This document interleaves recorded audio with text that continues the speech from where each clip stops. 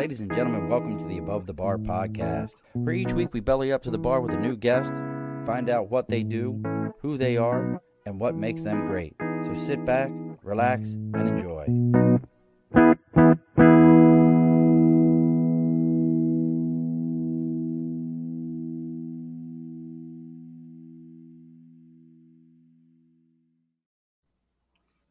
Alrighty, folks, welcome back to the Above the Bar podcast.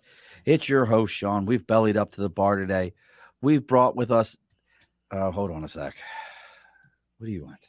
I want to be on your podcast. You can't be on my podcast. But this guy actually talks to real wrestlers all the time. They're not going to be able to hear you. But I was trying to do my intro. What are you doing? Are you going to be a real wrestler? Yeah, Why do you love wrestlers so much? because they're cool and they can beat up people. They're cool and they can beat up people. So that's what you want to be able to do, is be cool and beat up people? Yeah. Okay. So can I do my intro now? Yeah. All right. Anything else you want to say before I get started? Who knows but win? Who knows but win? Ooh, the tagline. You got your own tagline. Who knows but win? I like it. We're going with it. All right. That's a solid tagline. It is a pretty solid tagline. I'm going to have to give it to you, kid. Remember that. Who knows but win? All righty, folks. So let's try this again. Welcome back to the Above the Bar podcast. As I get interrupted by small humans, there are all these jabronis running around here trying to go ahead and take my spotlight. But today we've bellied up to the bar with a man who is best known for his white gloves. Gloves so white they almost look like my oldest son's legs. It's a man who, let's be honest, there's not a fairer announcer in the business. So we're going to just have to go with it and say we've bellied up to the bar today with Shane Fair. What a good intro. I'm an intro businessman, but that was pretty good, Sean. That's off the cuff, too. That was off the cuff. Oof, I write none of it down. I love it. Well, brother, I appreciate you coming on here live from Jersey, or are you in the city now? I'm in Staten Island. I'm just out of Jersey city limits there. Jersey-esque. That's Okay. right. All right, Bobby. Well, let Same culture. Daddy get back to business, okay? I appreciate you. You had wrestling. We had wrestling. He I'm a wrestler. is a wrestler. He's hanging out. We hung out today. He had his wrestling. He's working on his moves, getting ready. Who knows but when? I Right? love That's that. what it Who is. knows but win? That is actually a pretty good line. That is good, man. How many pro wrestlers do you think of could say to themselves that, yeah, I came up with my tagline when I was 5? Right, and it's that solid too. It's like, yeah. I love it. Just come out there and look around the crowd and just be like, who knows but win? And then just be done. Just be done. It gave me chills, kid.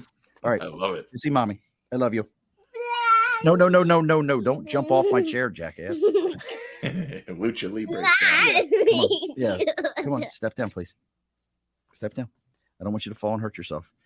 I got a concrete wall next to me and the kid wants to jump off. Oh no, that's a big Come on. equation. No. Please step down. Yeah. All right. Oh my back. Oh, I have a broken back. Yeah, oh, he's already got the Ricky Steamboat broken back. Oh no, Dr. Anderson, take a look at this kid. Look Come on. at this guy. He's got the Ricky the Dragon. So I appreciate you being here, brother. Let's get some house cleaning done, and then we're going to get into it, folks. We're talking pro wrestling, as you can already tell. We're talking about it from a different angle.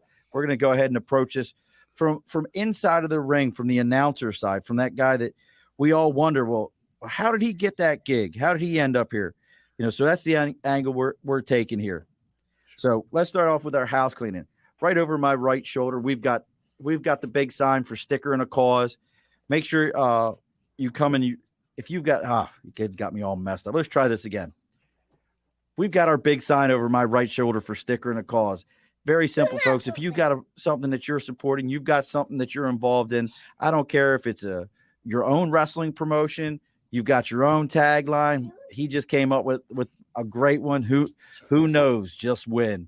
I'm gonna have to make T-shirts for that. I mean, it's even a great T-shirt line. It's fire. Whatever you've got going on, make sure you reach out to us. You can find us on Facebook, LinkedIn, YouTube, Twitter, Twitch, Instagram, TikTok, even our email. It's all the Above the Bar podcast. That email at a Gmail at the end of it.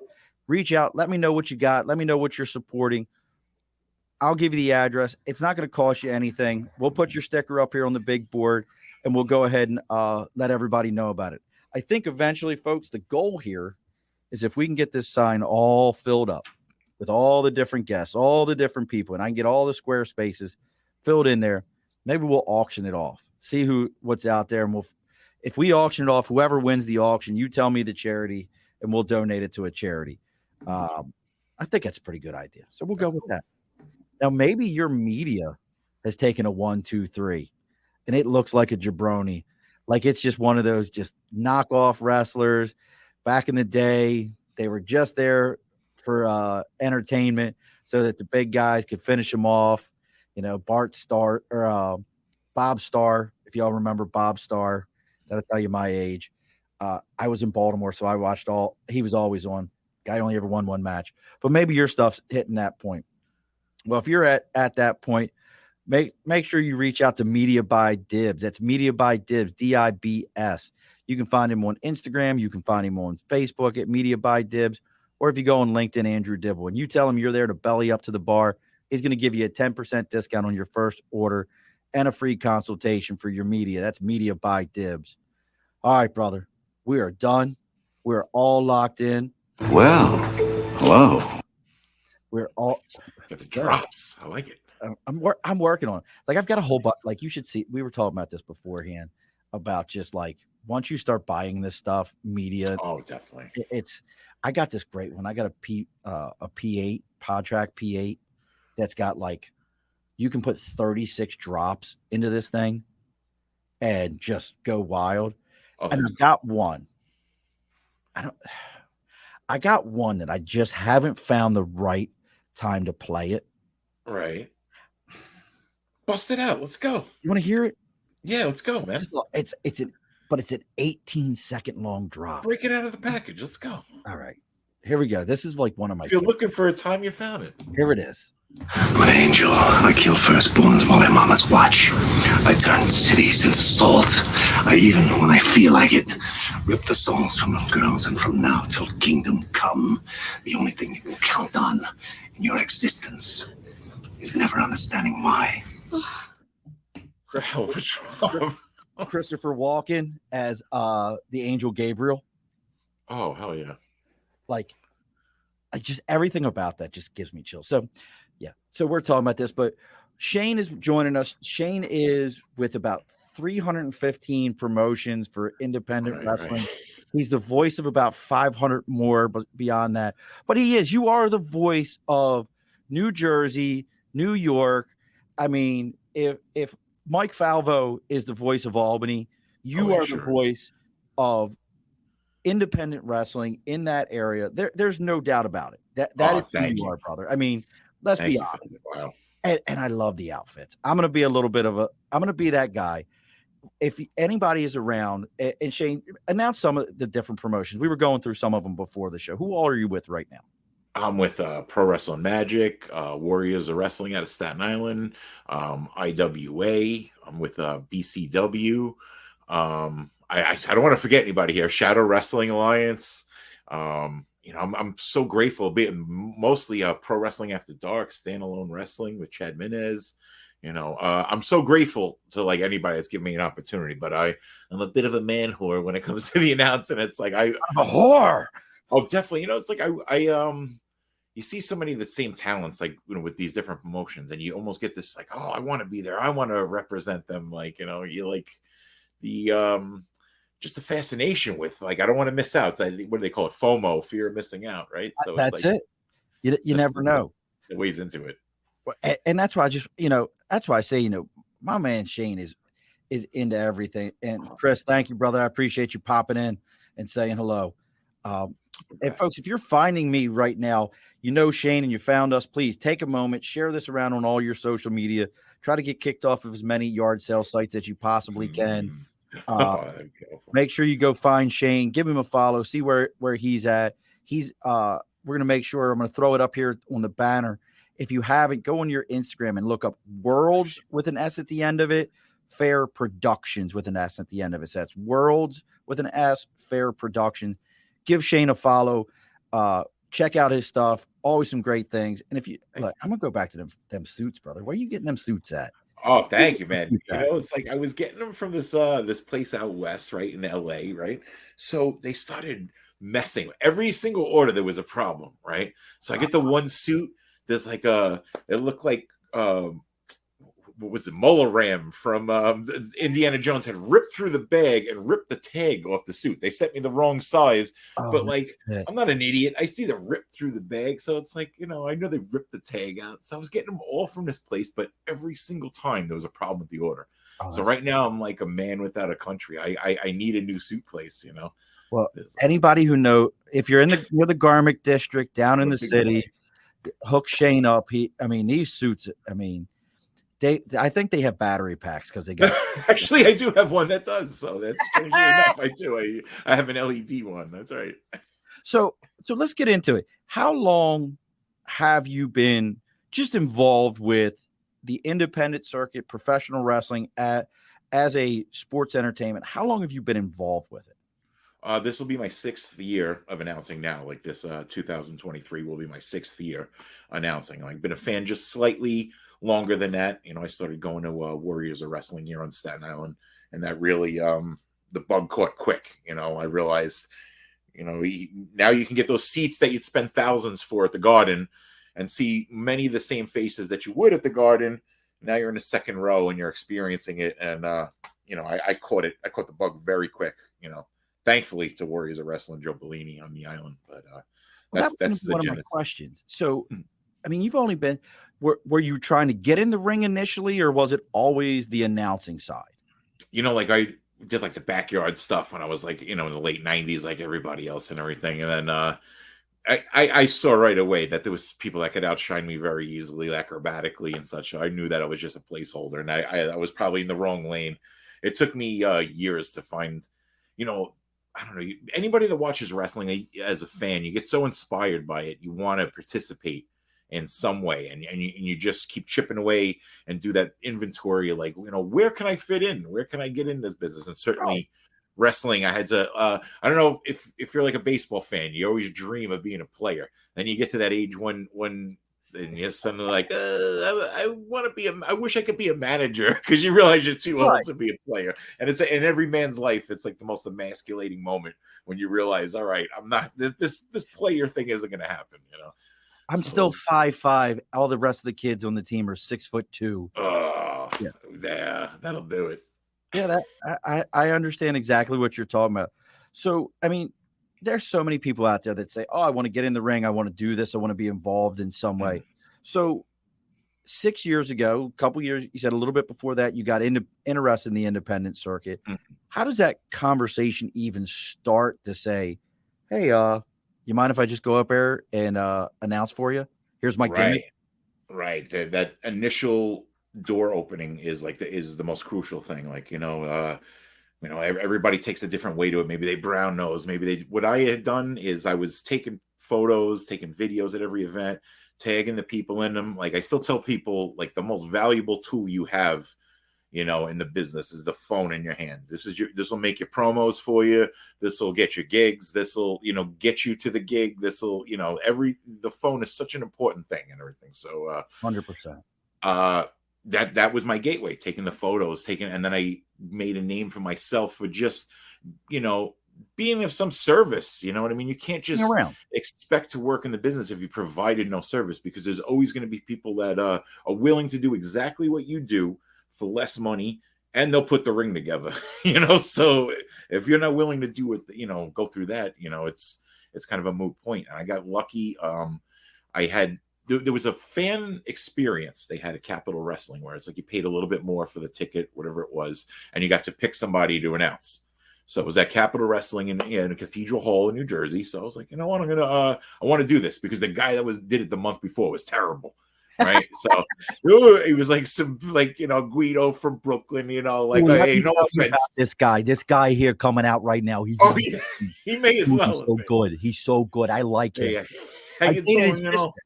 Oh, he's from down the block from me. Look at this. Look at this shit. Like, did you know that? You owe me money, don't you? That's how much he weighs. Oh, Maron. Look at his fat ass. He don't even weigh that.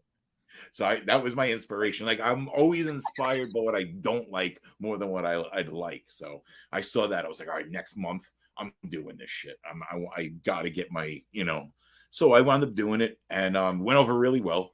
And I got to announce Sonny Kiss, and versus Ken Dixon. It was the match that I chose. So it was like a pretty cool, and it was a baptism by fire. I remember, all right, where's the information I need? And then he said, oh, you got to go get that. You got to go in a locker room and go talk to them.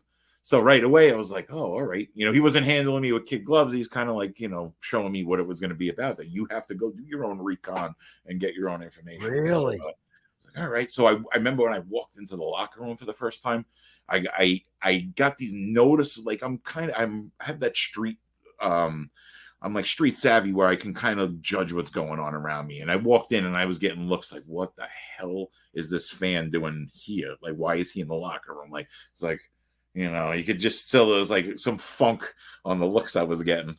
So I got my information and I went upstairs and everything. And then, it went well. So a friend of mine had been instrumental at BWF in the Bronx at the time, Bronx Wrestling. So he said, bro, you did a great job tonight. If this is something that you're serious about, why don't you come do it at BWF next month? So it's like, all right. So right away there was the door, Pete Rosado, who I refer to as like one of my oracles. He's like my sensei. I still to this day, like, draw so much inspiration and like, from his knowledge and stuff. And one of the best bookers in our area. So he sent me, and that was a shithole, man. I could speak ill of it now because it's gone.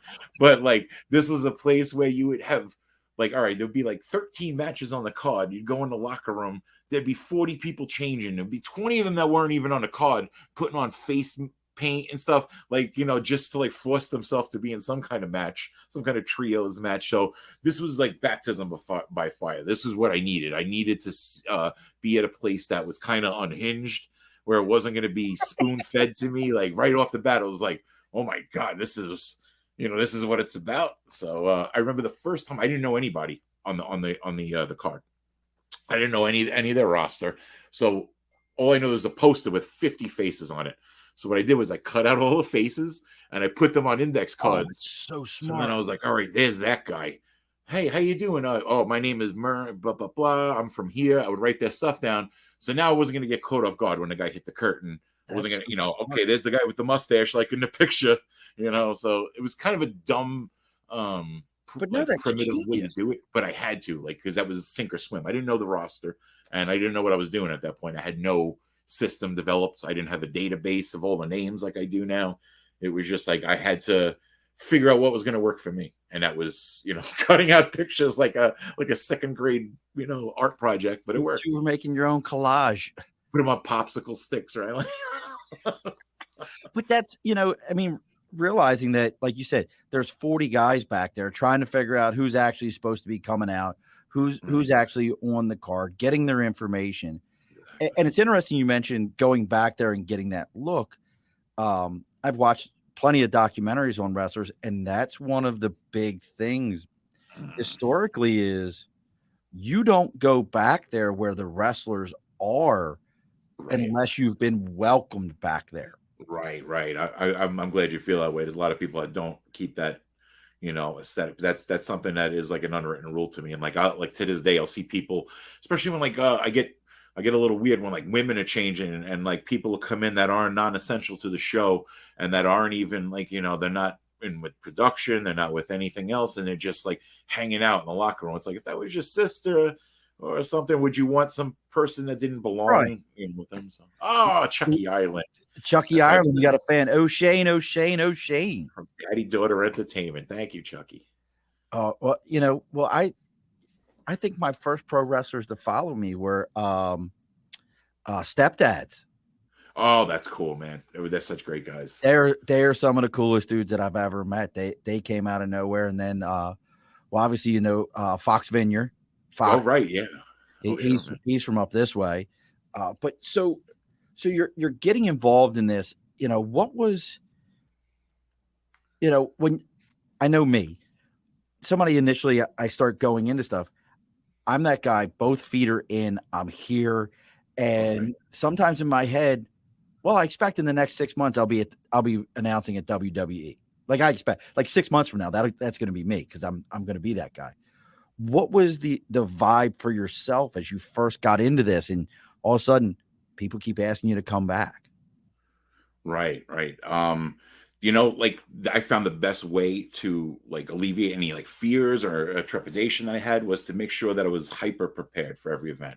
Make sure I had that run sheet, try to have the cards written up before I go to the event. Like to this day, look, I got 3 shows this weekend. I'm written up for all 3 of them. The whole You're card, prepared.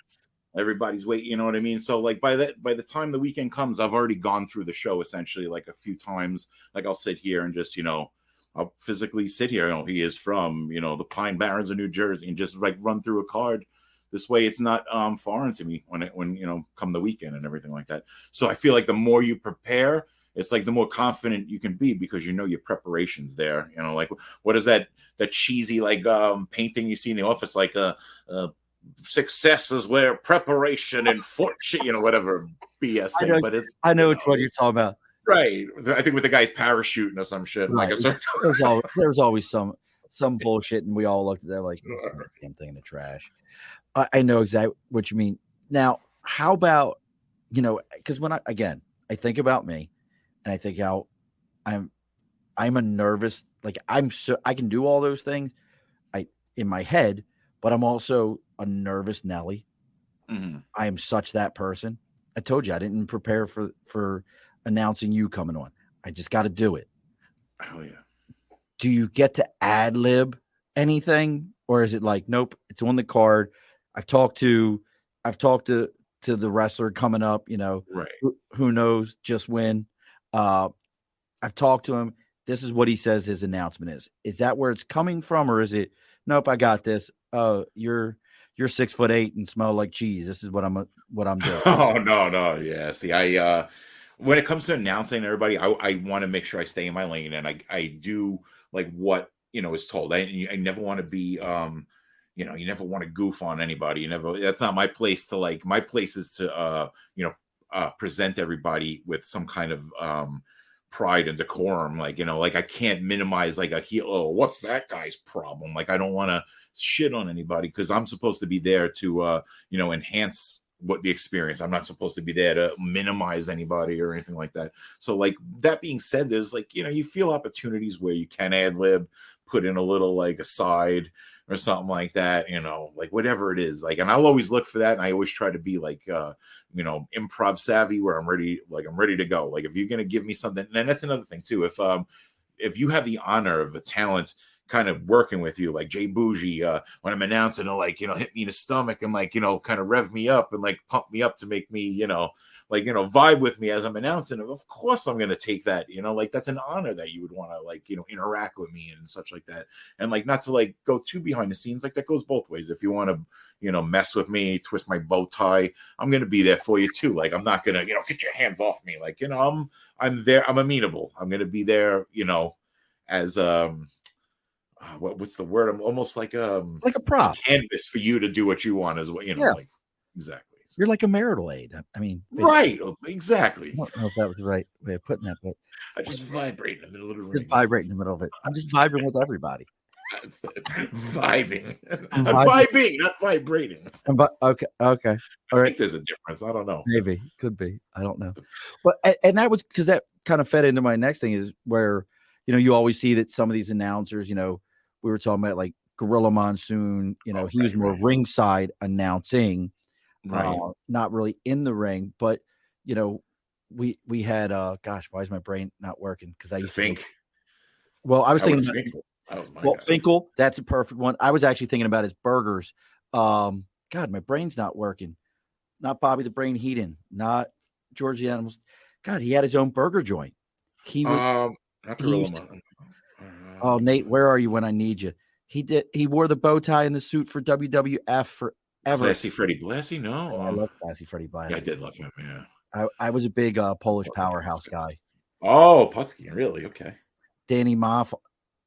When announcing, Danny Moff is always one of my favorites. Oh, that's cool, man. Yeah. I can't think of his name right now. He used to do all the afters and and interview everybody. I don't know why my brain's not working. Not Mean Gene, right? Mean Gene. Yeah, Oh, Mean okay, Gene. yeah. Did you know There he is.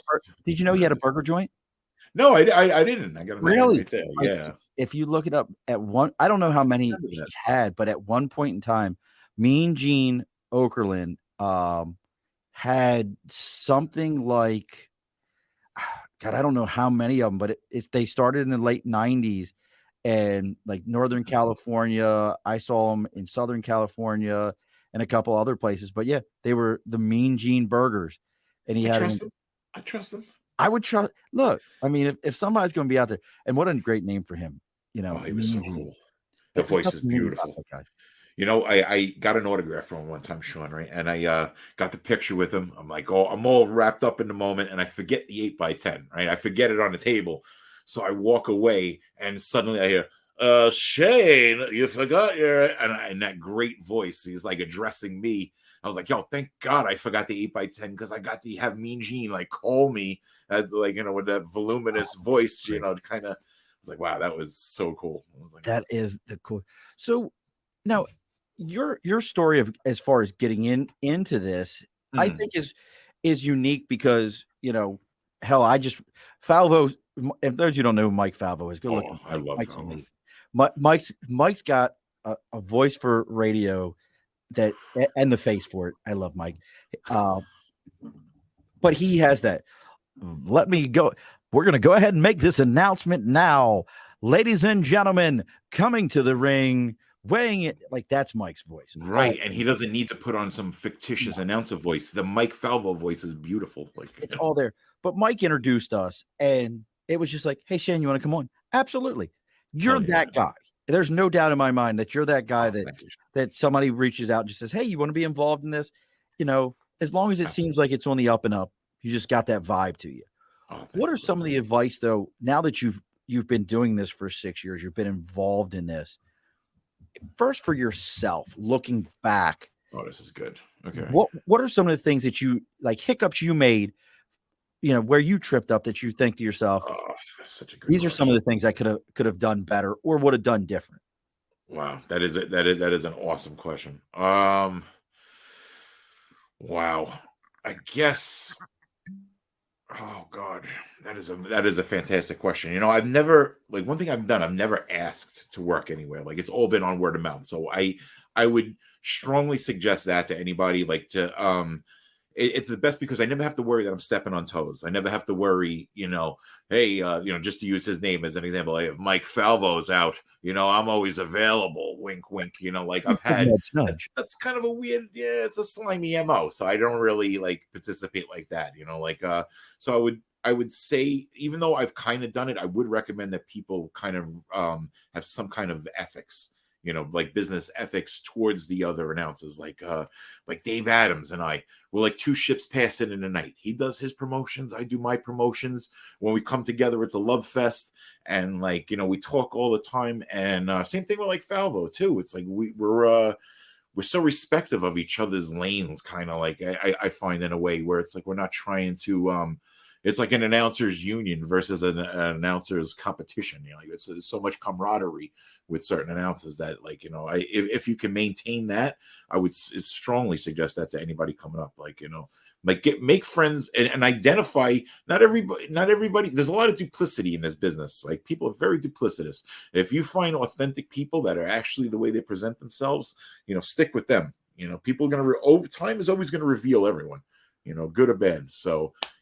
Amen. If you let that happen, you know, just gravitate towards the people that are sincerely in your corner, and always reciprocate. That's another thing too. Like if somebody's sharing your posts, somebody, you know, don't just sit there being glutton, like receiving that support, you know, reflect that support. Like, you know, like I'm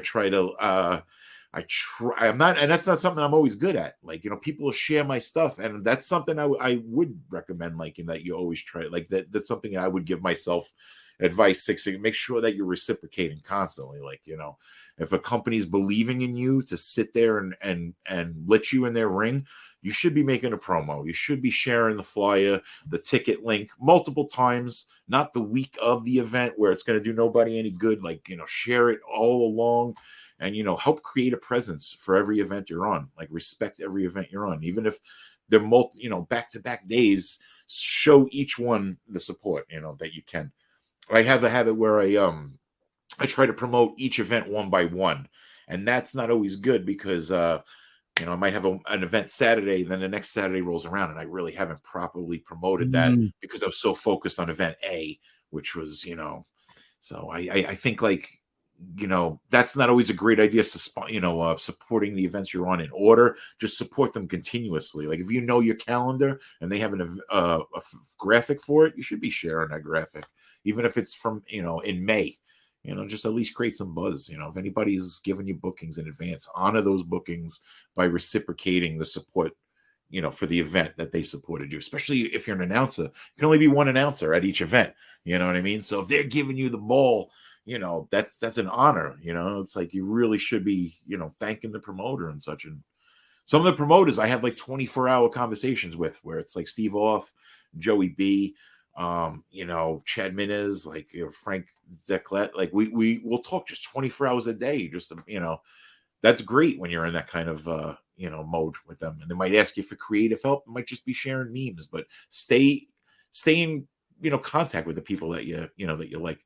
And Chucky, he's a great guy. Daddy Daughter Entertainment. Him and his daughter, they're fans that go to shows. They give us more support than sponsors do. So like you got to you can also should reciprocate to the fans as well. Like I've had the honor of going to Chucky's house, his daughter's birthday party, and that's an honor. I don't have family that I would go to my family's birthday party, but Chloe's birthday, comes around, I'd be the first one there. Well, let's talk about. Hold on, and I'm going to throw this out here. I'm going to put you on the spot for a minute. Okay. Shane's got a heart as big as any arena I've ever been in. And here's why. So we were together. I don't even think he realized we were together at this. We were together at the International Professional Wrestling Hall of Fame dinner. Thanks to Falvo. Can you tell everybody about that young lady who got the award that you were there for? I don't remember her name. I just know my wife was sitting next to me. And as a dad, I had half tears and half giggles in my eyes. Oh God, thank you. Because just everything about this young lady, she has cerebral palsy. Yeah. She has hearing difficulties and such like that. But like she continues to defy her.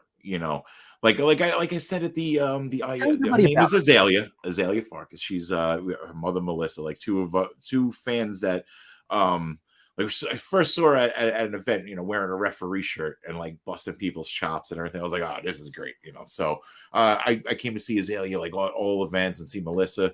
So when we ran a charity, I wanted to do a charity event. That was the genesis, and then I needed a cause. So the first came the charity event basketball, which was like heels versus faces in a shoot basketball game, and I needed a cause. So right away, I was like, you know what? I was like, I know from Melissa's postings that Azalea goes to, oh, thank you, Chucky. Azalea goes to, I love him. That's nice to see, man. But she played for Miracle League in Mercer County, which was like an all-inclusive little league for kids with special needs and everything. So I was like, you know what? I was like, we're going to make that the focus. We're going to make that the cause and everything. So the original goals was $5,000, and we wound up raising $10,000, and it was all because of Azalea. You know what I mean? Like that's why I said it to dinner. It's like, so it was tough, but we did it, and it was all because of this girl. Just her presence, at the event. She's such a ball breaker. You got to see the worst heels in she gravitates towards the worst heels, like Charles Mason, Darius Carter, Azriel when he's at his worst, and she out heels them all the time. Like she'll go to shake their hands and pull back and everything. But she's an awesome kid, and that just. Her presence gave us the direction that we needed for the charity and gave us, the cause that we needed and everything like that. So just because of her presence, here this league raised $10,000. When we approached them to give them the money, they were flinching. We don't even know you. We don't know why you would want to give us this money. It's like, hey, we want to give back to Azalea. So, but she controls the room. There is definitely. She got up there on that stage. and she controlled that room. She busted her mom's chops the whole Tell me time. to cut it off, cut off the speech, cut it off. Yeah, cut it Every off. time I see that often too. I'll be in the ring, going through my intro, and I'll look over to Azalea at an event, and she's giving me to cut it off. It's like, wow, that's brutal. Thanks. It's all love at the end of the day, but it's like, wow, thank you. Ultimate heel. She is, and I just love it. But you've also got to now in the role that you're in. So I'm going to go out on a limb here and say you're probably like me. You grew up watching wrestling, though. Oh, definitely. The independent circuit, getting to go to see that stuff, that's newer for me also. Right. I grew up going to like WCW, NWA, for those who didn't know, there used to be one called National Wrestling Association before there was WCW, and then there was NWO was within the WCW. That was the old Turner broadcast and like back in the day. Right. So we would go to these events and go see these things. But you've gotten some opportunities now to work with folks that when we were kids, you'd have been blown away to even have them in the room with you. That's so cool that you say that. Yeah, you understand exactly. Yeah. Like so I know for me, I couldn't even shake his hands. I couldn't even shake his hand. And I'm gonna tell you right now, if you haven't got to meet him, he still looks like he whooped most dudes' ass in like old. And I don't mean like in the ring whoop your ass. I mean like you talked wrong in a disrespectful manner, and he probably will whoop your ass in that Tanza Stone, Ronnie Garvin. Oh, really? I haven't seen him in person. Really, Ronnie Garvin still if you don't know it, he also has the worst finishing move in wrestling history, the stomp. It's horrible. But have you ever seen it? The Ronnie Garvin stomp? You got to look it up. Stomp. Oh, yeah. All he would do is like he would hit you with a couple of two pieces, and then you would go down, and then he would walk around you and just stomp on you, like supposed to be like a Kirby, but right. It was horrible. But I mean, that dude still looks like he whooped dudes' asses. But what's it been like for you getting to call some of these guys to the ring or announce them winning a match? Guys like Luke of the Bushwhackers, right. Rock and Roll Express. What are some of the other ones that you've seen or were even surprised to see like come to the ring? Like I got to announce like Jack Swagger, some of the best ones like The Godfather, standing in a ring with like Sabu. It's like that. It's surreal to me. Like oh man, Jack Swagger was like a lot of fun, and he was just having a ball that night, and he took like a low blow that night. So as he's coming towards the curtain, I'm walking to the ring, and that's the grab the next one. He grabs me by my wrist, and he makes me fan his balls for whatever reason. I have a pic of this. I have photographic evidence. He will sign it one day too, hopefully, if I ever see him. So at the end of the night, he turns to me, he's leaving the locker room, and he goes, "Shane, I want you to remember two things." I was like, so right now I'm like glued. I'm like, yeah. He goes, "Always wear white gloves and always fan balls." Okay, so that was pretty crazy. So is that the antithesis of the white glove? Was that right?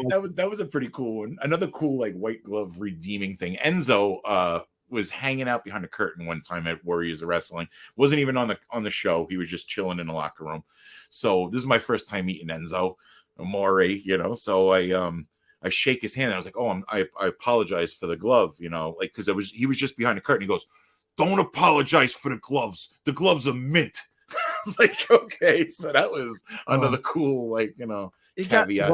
Dude, for those of you, go look up Worlds with an S at the end of it, Fair Productions on Instagram. Go check out Shane. Go see the white gloves. I'm telling you, go see the pictures I posted of him wearing the white gloves. Oh, thanks. I'm telling you, my man, them suits is straight pimp. Oh, thank you, man. I mean, the Godfather. I mean, you were on that level with them suits. He might have to. It was fun.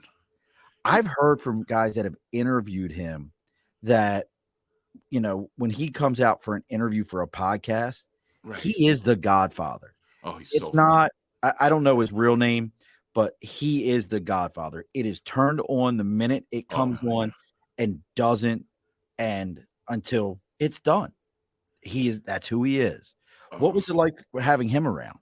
He was so cool. He's got like this like the smile and kind of glow about him where he's like, you kind of detect where he's like, anything else you need from it? Like he just like he wants to make you a Godfather experience, like, you know, the best it can be. And you get this like kind of air that he's like, anything else? You know, you're good. You know, like he's looking to like, you know, give you that experience that you're hoping it would be. So that I think Godfather is like one of the greatest to me. He was so cool. And I was such a mark too. I had the encyclopedia with me and I had him sign, you know, the Godfather. I had him sign the PWI from 1999. I was like, I went all in. I was like, you know, I'm going to have to do this right. But, and then he says to me, talk about a name drop. This big event was going on in town. And he's like, yeah, after the event, I'm going to play cards with the Undertaker in his hotel room. I was like, oh, can I come? You know, so, you know, I wasn't going to ask, but what a name drop. I come with you guys. Can I come out? You need somebody to count the chips. I'll hold your shoes for you. Anything. But no, I didn't get the invite. Oh, puppy dog eyes as I might have been. But. Look, brother, I don't blame you one bit. I mean, I can't, like I said, I looked at Hands of Stone, Ronnie Garvin. I'm like, that guy's right there. Oh, that's nuts. But I gotta throw this out. I'm going to promote some friends of ours. But have you come up yet? I know you came up for the show, but did you get to stick around and do the tour of the International Professional Wrestling Hall of Fame and meet everybody like at the actual fan expo side? No, I didn't. I know like there was the event the day before, and then there was a lot of stuff going on. I was just up for the dinner, unfortunately, but I saw some of the items they had. It was incredible. Didn't they have like Jimmy Snuka's like original, like, you know, that big tongue, that tiger coat? Oh, beautiful. Bro, they have things that would blow your mind. You got to come up though this year. Come sit with me. Oh, I'm inviting you now. Oh, all right. I do the podcast from there. Come sit with me. I'll make sure there's enough table space and mics. Come sit with me. I interviewed Ted DiBiase this year. I interviewed Manny the Bull Ramirez. Right. They were all there, man. Dan Severinsen. Oh, he was so cool. Is Dan not one of the Dan's cool, but Dan talks a lot. Oh, he does. But you're not. I don't know too many people are gonna be like, hey Dan, you want to go ahead and sit down? No, it's all interesting stuff because it's all as he's telling you, like, wow, I can't wait to go tell my friends the conversation I had with Dan Severn, how deep he was going. And then he tells you something else and you forget about the first thing that you wanted to tell you. Right. You're like, shit, what's that other thing over there? Oh, my father's like an old school UFC head too. All I wanted to do was send him that pic of me and Dan Severn, him wearing the UFC Hall of Fame jacket with the crest on it. I was like, oh God, I gotta send this to my father. I can't wait. Now, the other side to this is you're in there now. Let's call this what this is. You know, you are the voice of downstate and Northern Jersey wrestling. Brother, you ain't got to thank me. You did it. You made it happen. You made it happen. Do you get a lot of, you know, guys that are like, hey, I want to get in the ring. I think I got what it takes. You know, how do I do this? Do you get a lot of folks that are coming at you with that? Or, you know, I imagine from the announcing side, you probably hear from people, but how about people who want to get in the ring and actually wrestle? See, like sometimes like people look, they'll ask me who they got to get in contact for booking and everything. I think sometimes like my booking powers are comically limited and they'll think that I can somehow, you know, I have like the core guys that when I'm asked my opinion, like I'm going to rattle off the list of like Desmond Cole, Nikolai White, Nolo Catano, Darren Richardson. Like there's some guys, Osito, like, that I just always believe on. Bruno, of course, you know, Lou Bruno, he's been up there, you know, so, you know, there's always going to be that core of guys that I believe in. So, you know, if I get asked, I'm going to say the same names and everything. But as far as like getting in, like I'll tell people the same thing. Like you have to show up, and promoters, the one thing that every promoter pays attention to, it seems, even if it doesn't look like they're looking at it while it's happening, is building the ring. Taking the ring, putting the ring together and tearing the ring down. If there's an event, I don't know if I want to say who it was, but I'll just keep it like this. There was an event they did a few weeks ago. The ring was late. These guys banged it out. They put it together really quick. And the guys from Warriors of Wrestling, like the guys that had trained with Joe Bellini specifically, they have really good ethics for putting together the ring. So, you guys need any help? You need anything? So the promoter asked me, came to me. He's like, "Oh, let me ask you, who was helping with the ring when the ring got put together?" So Really? the first thing I said was, "Oh, the Warriors are wrestling guys. This guy had planks. This guy I saw bringing in, steel. This guy, was asking where this goes. No problem. This guy didn't show up. They needed a match here. The first guys that got booked were the Warriors of Wrestling guys because, the promoter had asked who was helping with the ring. So the ring is it's Wow. a ritual almost, like, it's a ritual. And you know what? Likewise too, the guys that stick around at the end are almost more valuable because everybody's banged up. Everybody wants to go home. Everybody's got a double shot. Everybody's got plans. But those guys that are there at like 12:30 loading up a dark ring truck, that their intentions are pure. That they're physically taking your promotion on their back in the dark, loading up a trailer when they could be home going out with their girlfriend on a Saturday night, whatever. Their Saturday night's now done, because it's 11 o'clock. They had a chance they could go out. Now it's 12:30. They're putting away the ring. Their Saturday night's done. So guys that give up their nights like that, it's like, It's interesting because that's the little things. Everybody Right. wants to be the superstar, but are you willing to do the grunt work to get Right. to that point? And that doesn't just go for wrestlers. The guy Peter DeLong, man, the guy, commentary guy. He's like one of the hottest guys in commentary down here now. Every time you'll see him with a shirt and tie, and there he's got the planks on his shoulder, doing his laps, taking the ring down. So it's not even just, talent, in-ring talent, like, production and everybody. Like, if they see you taking apart the ring, putting together the ring, that goes far. That definitely goes far. It's a weird thing, but it's something that promoters pay attention to. I get it.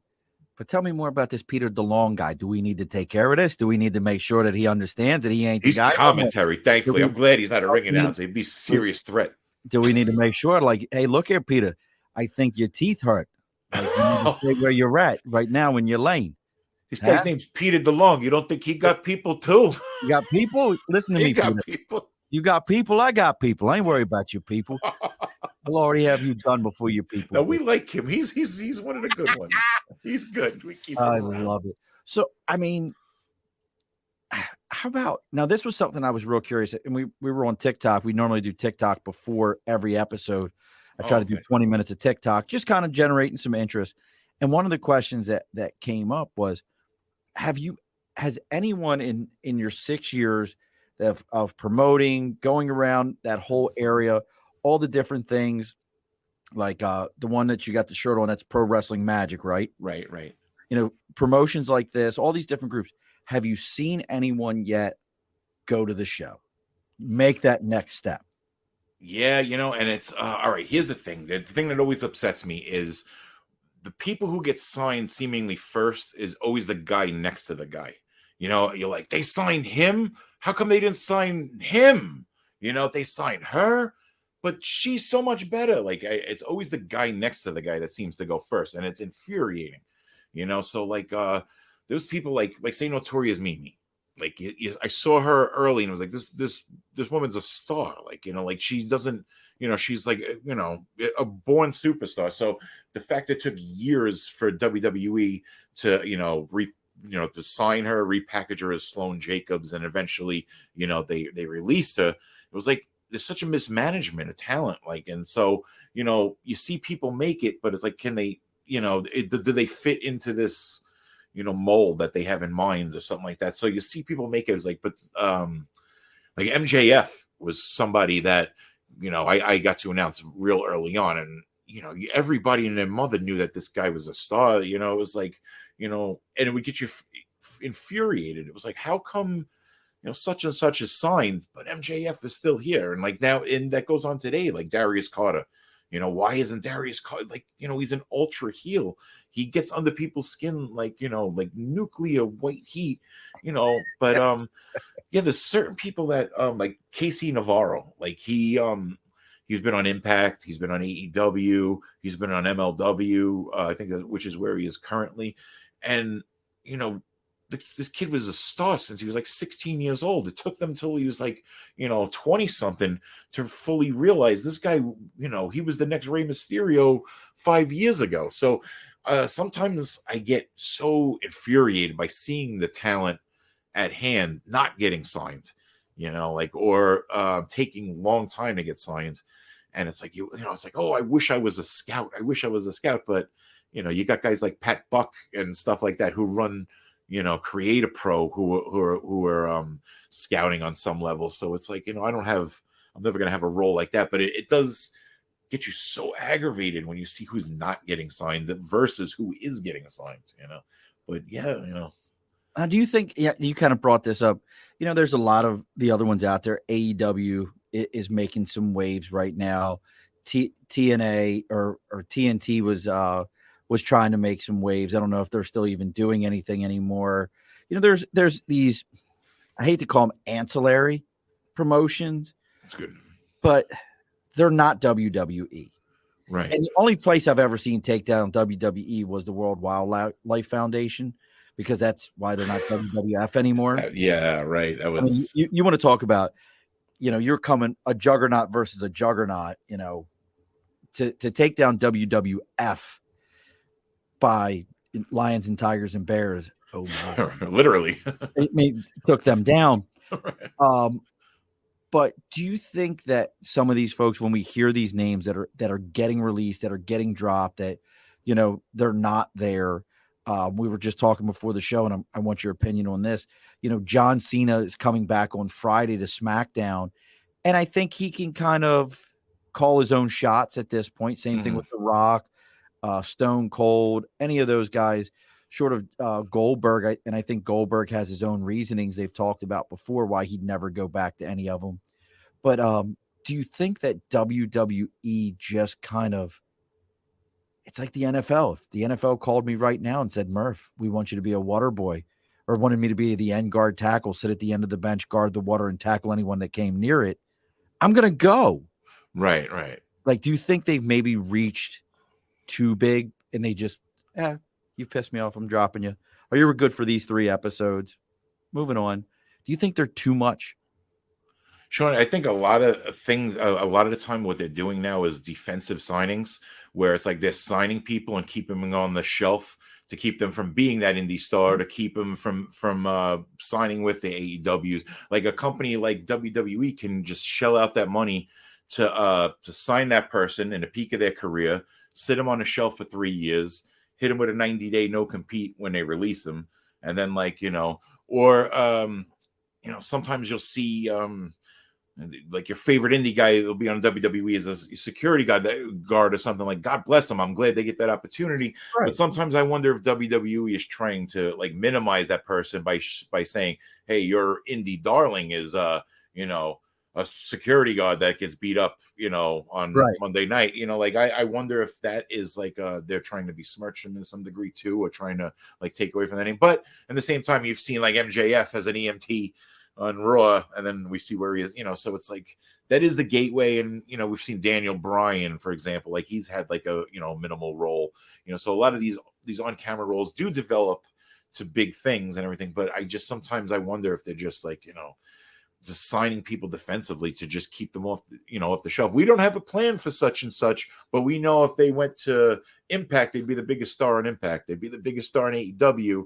We're going to change their name, keep them in NXT, put them in tournaments, and then, eventually phase them out once their contract expires, kind of slide them back out. And like, whereas they were such a, blue chip prospect going in where everybody's talking about this person. And, I hate seeing that sometimes, because I wonder if they are doing defensive signings where they're just signing people just to keep them. Yeah. They have the money that they can do it. Absolutely. I mean, it's like being signed to be the quarterback for the Cleveland Browns. You're just there, so nobody else will actually have you, and you're going to suck forever. Right. There you go. Now you got a question here, and this is an important question. Nate always has the important question. That's a good one. What is your favorite go-to after an event food? Like the event is over. Right. Where are we chowing at? And I'm going to add to his question. Does it depend on where the event is at? Definitely. All right. So, the answer it does depend where it's at, because I try to like coincide if I'm like going on the road with like a foodie spot. Like if I'm going to Connecticut, I want to go to Ted's Burgers. I want to go to Sal Pepe's, or Frank Pepe's, or I want to indulge in that New Haven pizza or something. So where I deviled eggs. Oh, Chucky. Yeah, see, I did some damage at this. I ate an embarrassing amount of deviled eggs at Chucky's party, truth be told. There's no I'm such bad thing around as an them. embarrassing amount of deviled eggs. Oh, but Listen to me. I'm Do you bad. do you put Old Bay on top of your deviled eggs? Oh yeah, or paprika. Yeah, but usually I like Old Bay. Anything to put Old Bay on. Oh, But like I'm always down for tacos. So it's like if I'm eating before the show, it's always going to be a taco place, a taqueria, and then like a good one. And then after, you'll always see everybody in Wawa. Like if the nearest Wawa from an event is 3 miles away, you'll go 3 miles and you'll see everybody from the show. Like that. What's your Wawa sub? I living in upstate New York, living in the area. Stewart sucks. Listen to me. Oh yeah. But they love Stewart's up here like it's something special. That's the one. The Rupia. I mean, like the Rupia soda company has their own. Like No, it's they're different. They're different. Really? Oh, okay. I thought they were the same, because if you go into Stewart's here, they don't sell Stewart's. Oh, all right. But what they do now, I will give them this, is they do have decent pizza for up here, because the pizza up here sucks ass. But I miss Wawa so bad. Oh, it's so good. Idea. Wawa and Tasty Cakes. Oh, okay. Yeah, they're regional. They're definitely regional. When I go home to see my mother in Baltimore, I'll go to the Wawa down the block from her in Baltimore, and on my way north, I will clear out the butterscotch crimpets and peanut butter candy cakes. and if they have Tasty Clairs, game on. Take it with you. I'm taking them all with me. And I always get to the counter, and these poor people at the counter look at me like, who the fuck is this whack job? And it was the vendor taking out expirations or something. What is he doing? And I look at him on. I'm like, look, I'm from here. I don't get to come down. Yeah. Do you have a go-to? I gotta ask this. Now we're into this shit. Hey, folks, welcome to Food Talk with Wrestling Fans. We're going to go ahead and talk about food that I like to eat that makes me into a fat ass. I'll just make stupid faces like the man versus food guy over here. Yeah. What is your go-to Wawa sub? I've got I can rattle it off for you. Exactly what I want, but what's your go-to Wawa? I'll do sometimes I'll do like the ham, cheese, mayo, banana peppers. I was never a banana pepper guy until Wawa. I didn't care about banana peppers, but they put them in my lexicon. So I'll do that. Then I'll do I'll do the chicken tenders with just cheese and mayo, like that sandwich. Or the biggest thing is the lobster bisque. If I go and hit that soup button and see you have lobster bisque, oh my god, lobster bisque at Wawa is a sleeper. It's as good as, it's not really saying much, Joe's Crab Shack. It's on par with Joe's Crab Shack lobster bisque, but it is good. I love the Wawa lobster bisque. Sleeper item. Here it is. How about you? Wawa tuna right. with provolone, bacon, banana peppers, buffalo sauce, toasted. Wow. All right. I'm going to tell you that is the go-to sandwich. I'm going to check next time. Side item, Wawa mac and cheese with the packet of Texas Pete. All right. Wawa mac and cheese with the Texas Pete. But that is my go-to, like that sandwich right there. Now Nate's talking about potato fries. There is no fast food better French fries. Oh, really? I didn't even know about that. Them Royal Farms Western fries. You ever been to a chicken too, right? People say they're chicken. Look, shove that KFC dead in your ass Chick-fil-A. Yeah. I heard this. Royal Farms fried chicken is on that. Have you ever had Church's chicken? Yeah, that I've had. On that Church's level, like you got to go to a gas station. Like if you're down south, look, you're only getting Church's at the funkiest gas station that has has the ugliest pumps that you're like, I probably just caught something pumping my gas. I just got herpes on my hand pumping. The American Pickers pumps. Yeah, like exactly the American Pickers pumps. Yeah, look, Nate's over here like next level. For Chucky's over here. Wawa or McDonald's are always the go-to long trip home after a show. Speaking of lobster, I went to a McDonald's up in Connecticut with Azrael one time. He was driving with me, and I got a lobster roll sandwich at that particular Connecticut McDonald's. And I still hear about that from him. Like he'd be like, "Yeah, but this is the guy that would eat a lobster roll at McDonald's." I've heard that like 1,000 times since then. I still get my chops broken for that. I've been in Tennessee, where my mother's family's from. Right. McDonald's spaghetti. Oh, really? But so They get some McDonald's crazy items they'll regionally. do regional, very regional kind of stuff like that. Pizza, Canada. Uh, the one I went to up in Canada was the first time I saw the touch screens, the ordering touch screens. Oh, really? Like they Yeah, I had don't like know if I like like those. big kiosks, and you just touch your order, and the girl just comes out and brings it to you, no problem. Right. Yeah, Nate says Texas McDonald's has pizza at it. There we go. You see? Yeah, see, so, and I think that's part of, but to bring it back to wrestling culture, I think these places are part of that culture. I've got a picture. I'll send it to you. I've posted it on Facebook. Hanging out with Ric Flair Right. in Atlanta.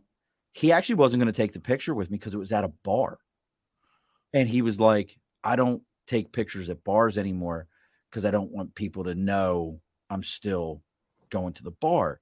But it was a particular hotel where the rumor was that his home was being renovated in Atlanta. So he was staying at this hotel full time. And there was a beautiful Camaro Z28 that sat outside, was never in a parking lot, that belonged to him, and it sat in front of the building.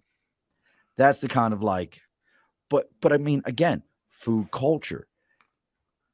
Kind of making this left turn a little bit into this. How much is food culture part of wrestling? We talked about Mean Gene having a burger place. You guys have your rituals with this. Have you seen that in your experiences as part of that wrestling culture? Like guys are like, "Oh, you're new to our city. You're coming here. Let me take you places. Let me show you around." Yes, bro. Your questions are awesome, but they when I was up in Rochester, like they call them the garbage plates. Oh, garbage plates are fucking amazing. So that's it's like a for people to know, it's like a smorgasbord of like appetizers, like mozzarella sticks and other things, like on an actual garbage, like a steel. In some places they'll use the actual pail lid, right? Like the steel pail lid. Yeah, they'll have fits right into wrestling culture, right? Exactly. Yeah, I was curious about that. Like how much of that falls into that culture when you're out in stations. Yeah, I think so. It's a popular like locker room topic, like, oh, where's someplace I can eat around here?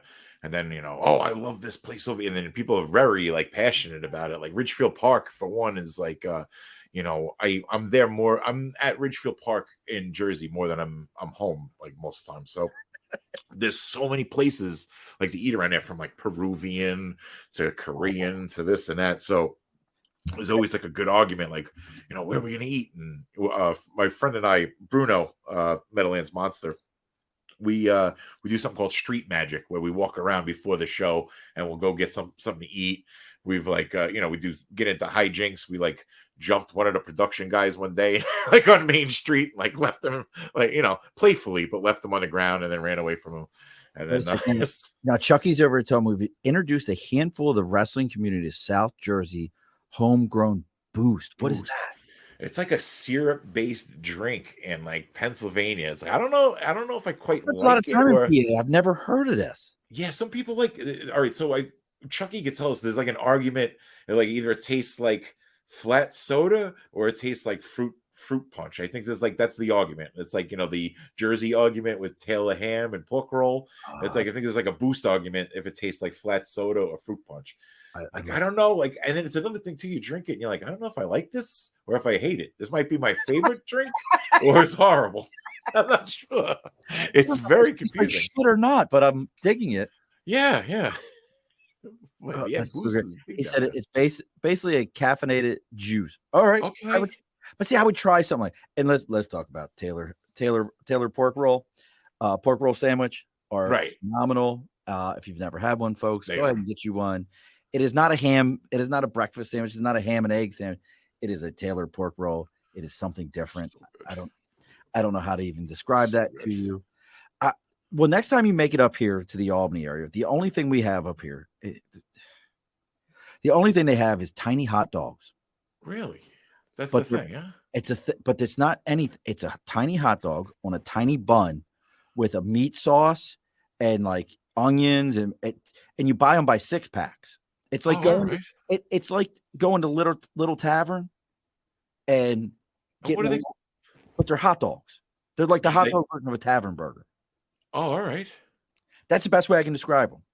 But they don't have a name. They're just what if you ask for a hot dog, this is what They're you little would hot dogs.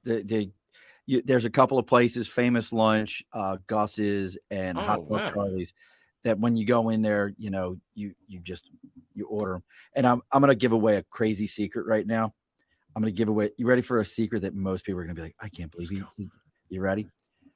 Every one of these tiny hot dog places here in this area, and then I'm really gonna upset some people in Jersey or in New York here in a minute. All of them are made at the exact same factory. Oh wow. Every single one. Don't tell me one hot dog's better than the other. They're all made in the same Monopoly. factory. I know for a fact because my son works at that factory. So don't tell me that. Just like, everybody loves Carnegie Deli. Oh, Carnegie Deli is so amazing. Yeah. Guess where Carnegie Deli's meat is prepared? Troy, New York. Oh, is it? It's in fucking Troy, not even in New York City. It's in Troy, New York. They got the pastrami's marinating up in upstate, huh? Yeah, it's all upstate in Troy. Don't give it a Wow. shit like, oh, my Carnegie Deli, it's so amazing. Pull back the curtain. Look at that. Well, there we go. We're pulling back the curtain on wrestling. Well, look, folks, we're getting ready. We're going to put a bow on this. I think Shane and I could probably talk food and wrestling. Oh, hell yeah, bro. All day long. Maybe we'll come up. Maybe that'll be the next great show that we come up with. We've come up with more shows on Like this it. that I don't do is we'll just get pro wrestlers on and talk about their favorite meals and places to go eat. Oh, that would be cool. And you get a lot of passionate answers, trust me. We won't even talk to them about anything else. Like, I bet you like Manny the Bull has some great stuff. Because Manny was like, can you imagine? Like he was old school. Like talking to him, I don't know if you got a chance to meet him before. He's a truck driver now. Like he's he's that truck driver. You ever meet the guy like he's a truck driver because he has the earpiece in his earpiece? Yeah, right. The Bluetooth. That's Manny the Bull. That's so funny. That's so true. But what's so crazy about that guy is again, he's another one of these older guys where I'm like, I'm probably not going to snatch anything from this guy because I got about 15 to 20 seconds where I've got to really fight for my life right now. Right. Like he just had that vibe about him. Like 15 to 20 seconds is all I got. And after that, he's going to be gassed, but I gotta put it on for at least that time frame. Still fighting a bull for 15. Yeah. You got to fight the bull for 15 to 20 seconds. But I would think he would be one, like being a truck driver. He would have like, but he got into, and I don't know if these guys still do this. I'd be curious now. I'm thinking about it. He used to talk about if you were a heel, when you traveled to events, you only rode in cars with heels. Right. You only rode in cars with other faces. That part of the mysticism of wrestling, because they didn't want all of a sudden you're a face and you're showing up in your passenger seat with your heel, right, your great nemesis, and really you guys are buddy.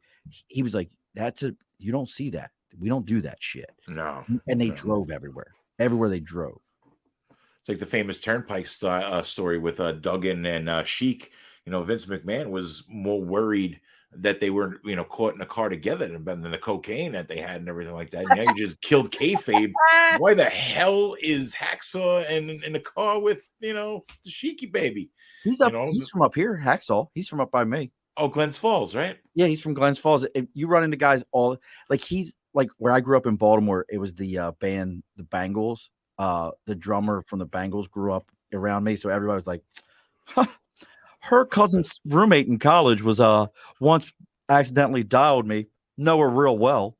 Up here, it's like Hacksaw went to high school with his cousin's roommate, cousin's friend from over in high school that once tripped over a bag that he was carrying.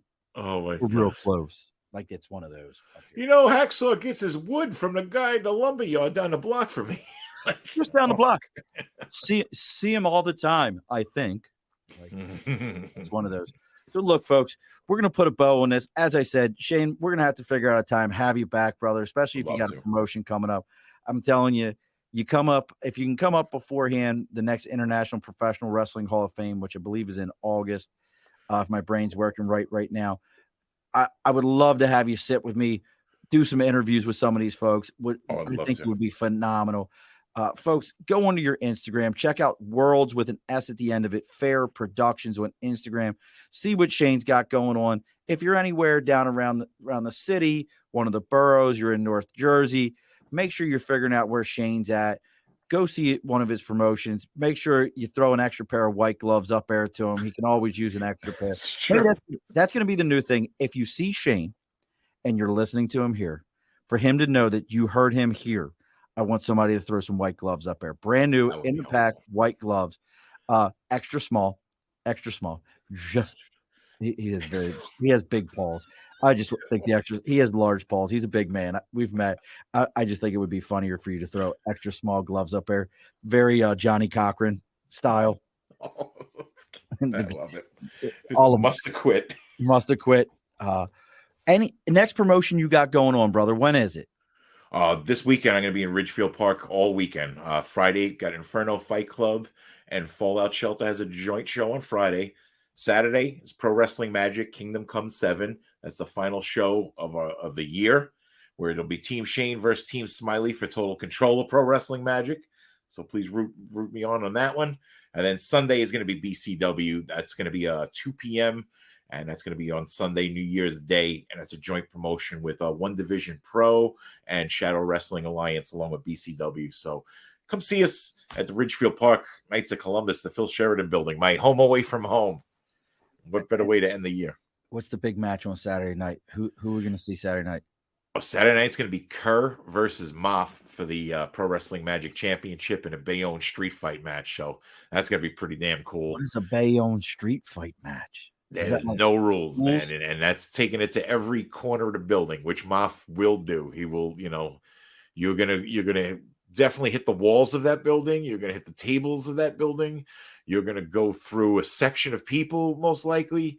When it's Bayonne, that's Moff's home style rule choosing usually. And a few months ago, Moff decided that all of his title defenses by default are going to be Bayonne street fight rules. So that's pretty awesome. But the fact that he's going against a 360-pound army hero from the mountains of Afghanistan, and Big Kerr, that's going to be a tough one to choose, because I know in that area, Kerr is beloved.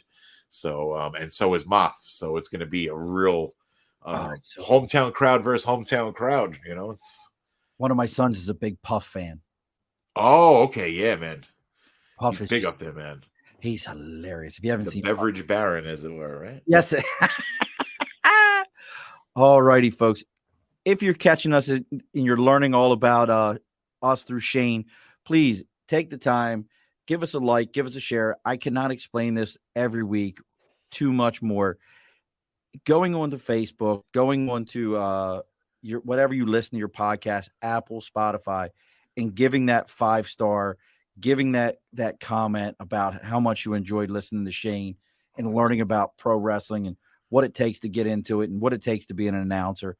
If this meant something to you and you enjoyed this, going on there and giving that rating, that's how people find out about Shane. If you love the independent circuit, that's another way people are going to find out about that independent circuit, because you hit that 5-star, all those algorithms pump us up. People find out about it. People hear about these things. People learn about what's going on. That's what makes a difference. I cannot beat this horse anymore, and I'm going to beat it every week just so everybody hears about it. So please make sure that you're taking the time and you're doing that. Promoting next week. So again, this is if you're also finding us, this is every Wednesday, 8 p.m. Eastern Standard Time, Facebook, LinkedIn, YouTube, Twitter, Twitch, anywhere I could get it. I'd put it in your grandmother's tube TV if I could get it there. Anywhere I can find a spot. Next week, we've got actor and podcaster Cash Hovey on. We're going to be talking about getting into podcasting. Everybody wants to be a podcaster. I get asked about it all the time. How do you do it? How do you get involved? Well, let's talk to somebody who's, I think I'm pretty successful. I think I do okay, but I'm a local guy. Let's talk to somebody who's got the big backing behind him. That's done very well, has been in that acting world. So we're going to have Cash Hovey, Hovey, coming on. We're going to be talking about podcasting, getting into the industry. What does it take to be involved in it? Do not log off on me, Shane. We got to talk for just a moment afterwards. Again, folks, we're on Facebook, LinkedIn, YouTube, Twitter, Twitch, Instagram, TikTok. It's all the Above the Bar podcast. Now, here's the biggest thing for you there, Shane. There's one other rule I forgot to mention. I never mentioned it before the show. And that is that the guest always gets the final word. What's the final word? keep spreading love, keep spreading positivity in this business. There's enough people spreading negative shit. Keep it positive. And like this man, like my friend Bob Williams, just keep spreading positivity. It's the best thing that we can do in this business. You know, leave it better than you found it. Alrighty, folks, be sure to push your stool in. This has been an Earplug Podcast presentation, found on earplugpodcast.com, iTunes, SoundCloud, and wherever your favorite podcasts are found.